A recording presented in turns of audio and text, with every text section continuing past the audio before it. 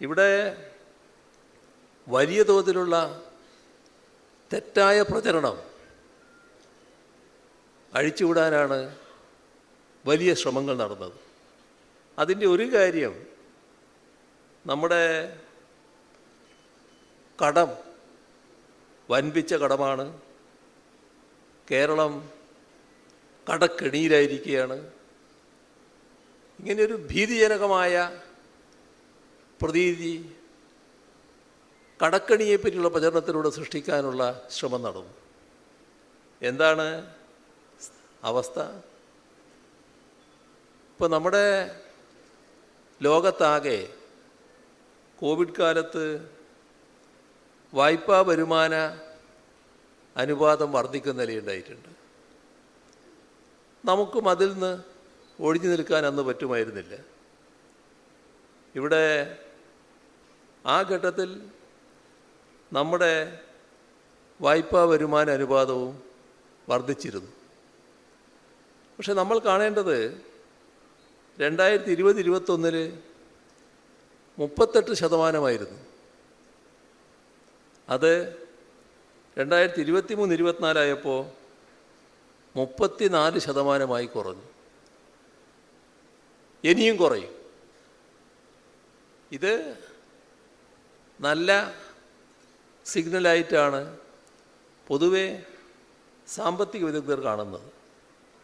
അപ്പോൾ കടക്കണി എന്ന് പറയുന്നത് ശുദ്ധ വികസന വിരുദ്ധ പ്രചരണം മാത്രമാണ്. നമ്മുടെ നാടിനെതിരെ അഴിച്ചുവിടുന്ന ഒരു വികസന വിരുദ്ധ പ്രചരണമായിട്ടാണ് അതിനെ നാം കാണേണ്ടത്. നമ്മുടെ സംസ്ഥാനം സ്വീകരിച്ചിട്ടുള്ള സാമൂഹ്യക്ഷേമ പദ്ധതികൾ, ഇപ്പോൾ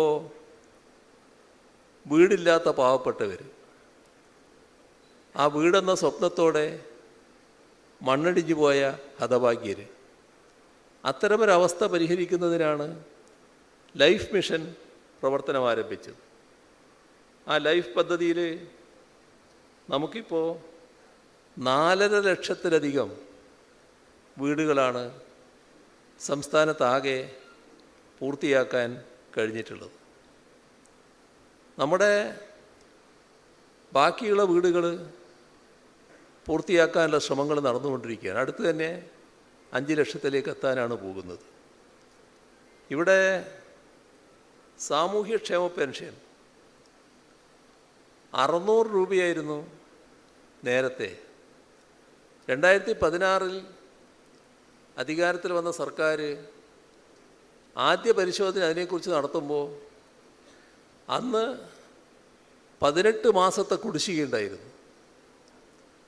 അന്നത്തെ ആദ്യ മന്ത്രിസഭാ യോഗം 2016 ആ കുടിശ്ശികയാകെ കൊടുത്തു തീർക്കാനാണ് തീരുമാനിച്ചത്. 18 മാസം. അത് കഴിഞ്ഞ് മെല്ലെ മെല്ലെ വർധനവ് തുടങ്ങി.